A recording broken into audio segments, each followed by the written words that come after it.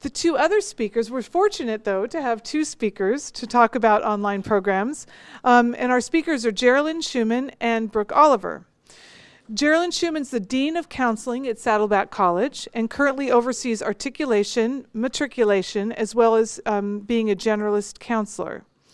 In addition to her many responsibilities as the Dean of the Division, she also provides students with academic, career, and personal counseling services. Her previous positions include EOPS Care and CalWorks, DSPS, the Career Guidance Center, Job Search Services, Adult Reentry, the Transfer Center, and Vet Services. Thank you for having me. You can hear me? My soccer mom? Okay. All right. First off, we're going to start off with a salute. Everybody who has their mobile device, hold it up. Who does not have one and who has not been in touch in the last 15 minutes? Okay? I mean, that's the commonality, the leveler, isn't it? Who hasn't done a wonderful job preparing a workshop, conducted an activity, you posted flyers here and there and everywhere, and the day of the event, it's you and the crickets. One of the famous sayings that I hear all the time on campus is, "No one told me." Do you have that, student? Okay. We've got a lot of "no one told me." How many of you have staff out in the parking lots telling everybody what they need to know? Yeah. How many of you feel that your students are juggling multiple kinds of activities in their lives? Okay. How many of you are screaming for attention? How many are you being ignored? Okay. One of the things that we're looking at is the challenge we have ahead of us in trying to do comprehensive academic plans given all the chatter and all the noise that's around you. Excuse me, but one of the things you all know is you've got your device. And that's what we have chosen at Saddleback College, which is located in South Orange County. We decided that that's the way we have to meet our students because that's where they're hooked in. Okay, there's a new stance. Remember strike the pose? What's the new pose? Looking down. Looking down.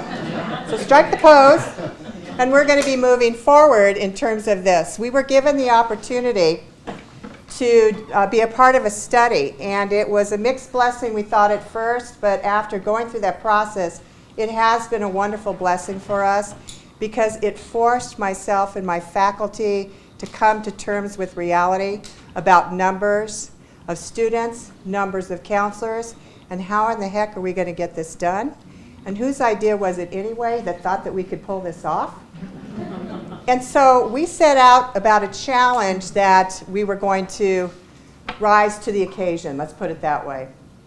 And so one of the things that we have on our campus is a tool called MAP, which is My Academic Plan, that was created by the South Orange County Community College District, and of all things, a pilot with a counselor and a geek, okay?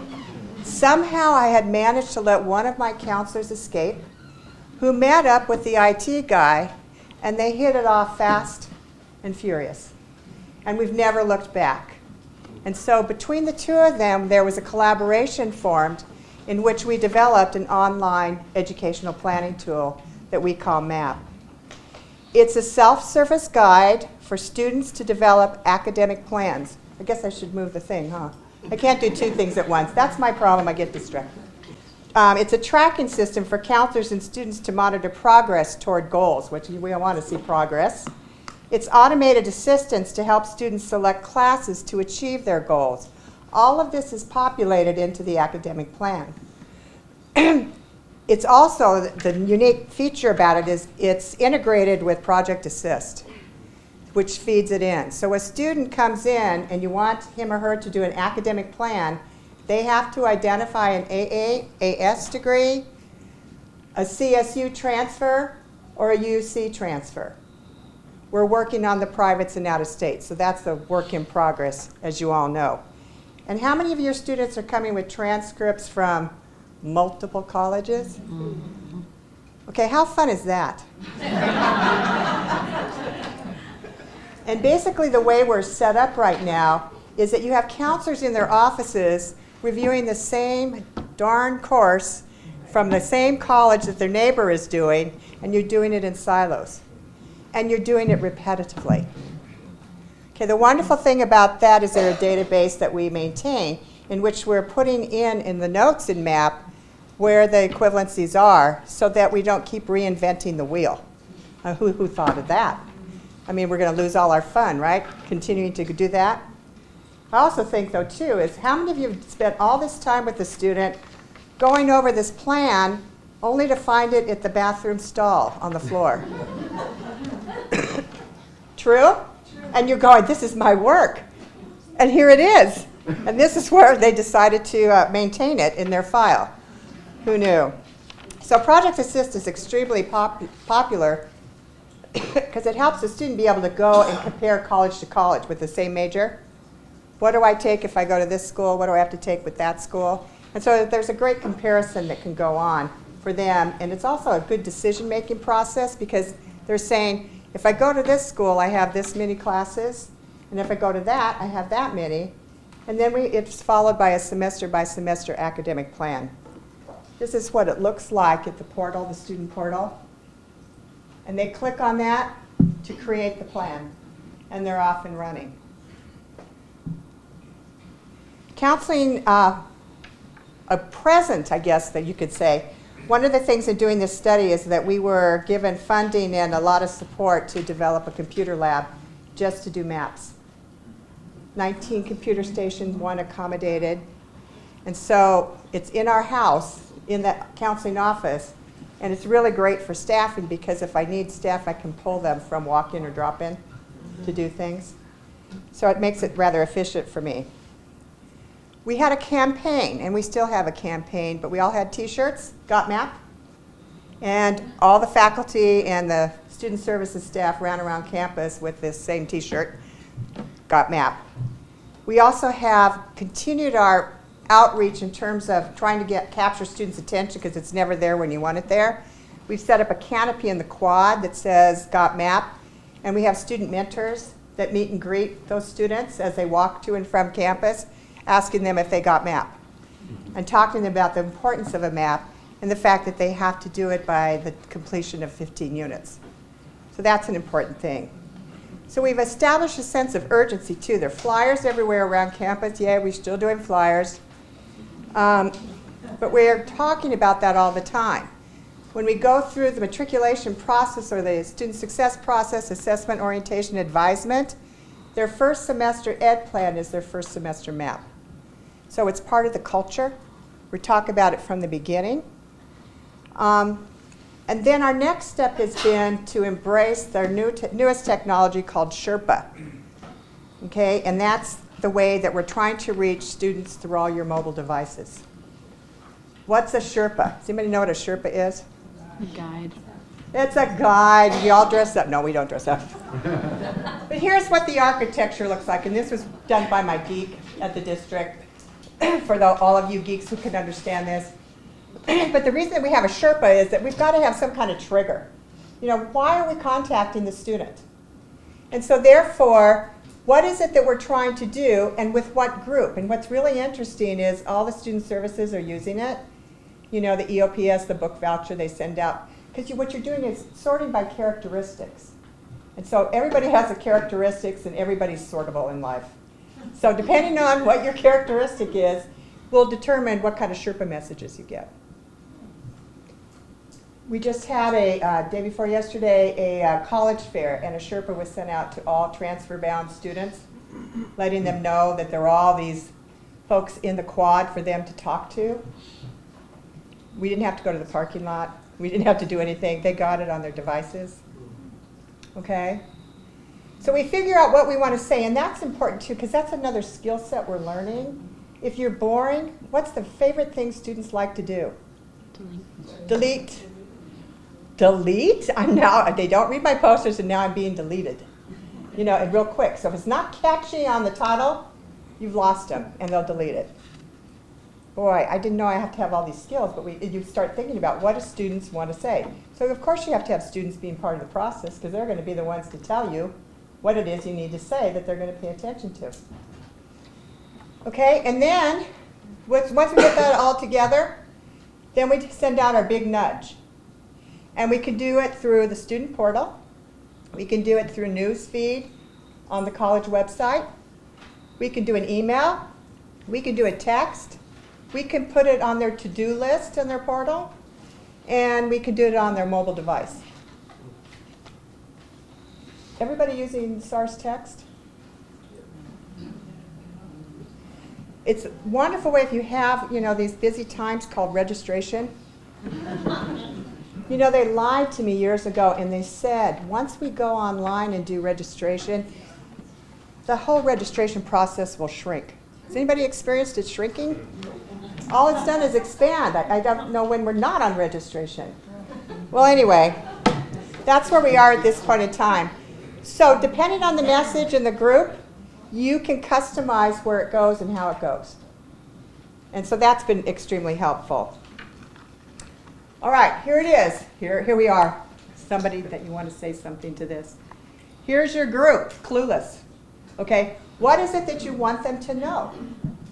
So you formulate your advice, as golden as it is, and you send it out to students. Okay, here is what a Sherpa nudge looks like. It has to be personal. It has to be timely. You don't want to give them too much advance notice, they'll forget. Who doesn't forget? Okay. It has to be relevant to the student. That's why you have the characteristics. And it has to be actionable. So all those features go into when we do nudges and what they're used for. As I said, we were part of a study with MDRC and Rural West Ed. And what they're measuring and have measured, we started this workshop July of last year, and it went through January. And in that, we used various types of nudges. We had our map workshop set up, and then we tried to figure out how we're going to capture all these students. So one of the things is that we measured the success of our workshops. How many students do you have in a workshop to be successful, and how many counselors? Started playing with that. The success of individual counseling appointments. The effectiveness of nudges and phone calls, so we tracked what the response stuff was and what kind of nudge. And then student satisfaction at the end of the workshop. We had student satisfaction survey done online before they left. So that gave us some idea of what they thought the value of that was. And if you like some of the others, we still have our paper. But what we do with these now is we send nudges out to remind them of when it's happening. If they have not completed they're approaching 15 units and they have not completed an ed plan, there's a characteristic we can contact them. So basically we use that as just another means to reach the students. We've added on different ways for students to complete an ed plan. One of my counselors took a sabbatical and did a whole video series. So students, in the comfort of their little PJs or whatever else they wear at home, and I don't want to know, they can do their maps. The online video instructs them step by step on how to do the map. And so they can do it all by their lonesome and come in and check it off with the counselor. It does have to be signed off by a counselor. Sometimes it's hard to get appointments, so we have open labs where the students can bring in their completed maps and review them with the counselors. So I have a team in there. And they can always do individual appointments. But basically, it's a way to try and deal with the busy adult student who is 18 years old, was juggling so many hats. The reentry adult, everybody else, something for everybody, but trying to find a mechanism to reach them and to make this happen. Yes? Just a clarifying question. You mentioned earlier about the students that are targeted for this as transfer. Does it include CTE certificate? Uh-huh. That's another characteristic. So I have counselors going out that specifically to CTE. We do this in classrooms. So they're invited in as guest speakers to do the map with those students in those classes. In addition, we have the mentors, the student mentors also going to regular English, math, social science classes talking about MAP. So we spend a lot of time trying to get the word out. And hopefully at some point they'll hear it and it'll register. Thanks, Jerilyn. Thank you.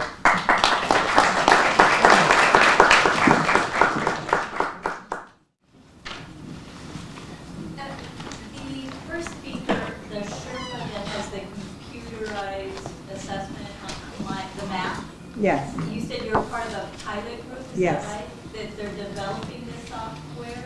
No, the software is homegrown by the district. We're a two-college district. Irvine Valley and Saddleback are within the South Orange County Community College District. We have an IT department, and some of you may have this, that don't like out of the box. They want to build it themselves. And so they built this. So any ideas about selling it to other districts? Are you talking the map? Yes. It's been offered to the state of California for free. Huh. The problem is there's a disconnect with regard to the fact is that we will give the software to every college, but each college has to put the infrastructure in to maintain it because curriculum is college-based. And at this point in time, colleges aren't prepared to do that. And so it will take a cultural change within the system to take a look at the fact of, is this valuable enough to be supported statewide with one common educational plan? Assist is talking about working with other colleges. Our district is the only one right now that's getting the feed, okay? But if they're open to doing that, that's phase 2 in Assist. So the timing is terrific. The matter is that they've got to have the infrastructure at each campus. And I guess I feel fortunate, I let that guy out, the geek, meeting with the geek, because it started a process of mutual, understanding of what everybody's role is and respect. Then they threw in this thing called a student as part of the planning process. And so that's been the model in terms of everything we've designed, including Sherpas, is the fact is you have to have those folks at the table to carry it out. But we're more than willing to share that. It just means this whole cultural shift and the funding to support it at the campuses. But talk about efficiency. Okay, I mean, it saves people not only in the counseling end and the students, but in the evaluation end. Okay? And so it's a marriage between all of these entities for a common goal, which is to help students. Okay, one more quick clarifying question. Okay. In the maps at Saddleback, is it connected with something like a graduation application within the college educational community? We just we purchased a degree audit system, and basically the decision on that was that our coursework would be fed through the degree audit system and uploaded into MAP. So it takes a partnership, it takes a village to try and make things happen, and we keep trying to do that in isolation, and I think we need to think outside the box. Thank you very much.